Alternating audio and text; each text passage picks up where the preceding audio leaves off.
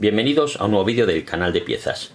Bien, voy a hacer un vídeo corto, pero que me parece muy interesante, respondiendo a una pregunta que me habéis dejado en relación a unos vídeos que hice sobre sonido de motor funcionando con solo 3 cilindros por fallo en la bobina de encendido. No dejaba trabajar al cilindro número 4.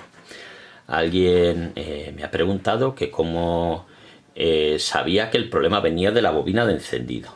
A ver, la pista aquí nos la dan las bujías. Mirad. Le voy a dar un poco para atrás. Ahí. Fijaros cómo están las bujías. ¿Veis? Que el pie del aislador, aquí blanco, blanco, blanco, y aquí está negro. Esto tiene carbón. Esto quiere decir que esta bujía no está trabajando, pero no porque esté defectuosa. Si os fijáis en las bujías, tanto el electrodo central como los electrodos laterales están en buen estado, apenas tienen desgaste, ¿vale?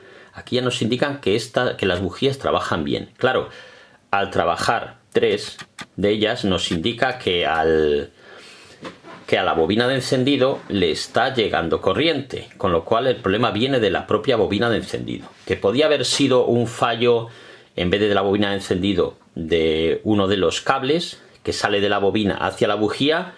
También puede ser en menos casos, ¿vale? Pero es tan simple como intercambiar los cableados, apoyar la bujía contra el motor para que haga masa, girar la llave, ¿vale? Encender el motor y ver si sale chispa. Es muy sencillo. Aquí no hizo falta porque le dije al dueño que era problema o con la bobina o con ese cableado, normalmente con la bobina, y nos trajo una, en vez de coger una nueva, pues trajo una del desguace. Entonces le instalamos la bobina y ya funciona bien. Hombre, mi consejo es que compréis una bobina nueva, que no son caras y además duran muchos años, ¿vale? Pero bueno, ya veis que esto es una manera sencilla. Comprobando el estado de las bujías puedes saber de dónde viene el problema. Incluso en las bujías te dan la pista de cómo está el cilindro por dentro, ¿vale? De si le está entrando aceite o tiene desgastes, ¿vale? O cualquier otra anomalía. Bueno, aquí os dejo este vídeo cortito. Si os ha sido de utilidad, pues no olvidéis dar un like y suscribiros al canal.